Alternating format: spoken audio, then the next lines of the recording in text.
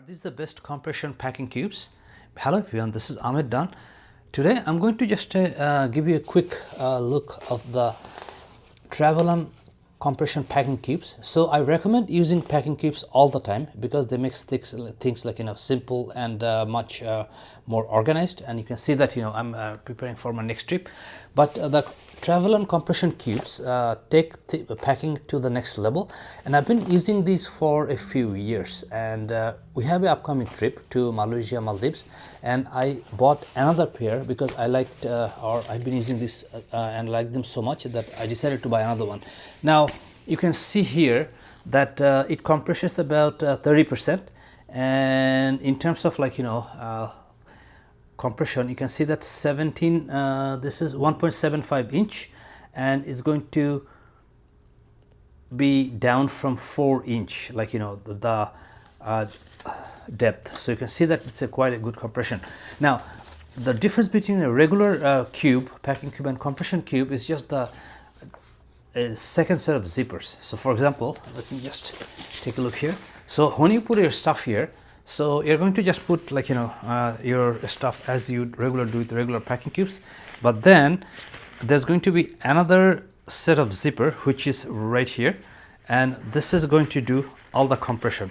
So you can see that it's going wider, and if you zip this, is going to get compressed, and this is going to be much thinner than the regular packing cube. So it makes things much better. So although when you think about it, it looks like it's not a big deal, but the compression cube actually works a lot better than regular packing cubes.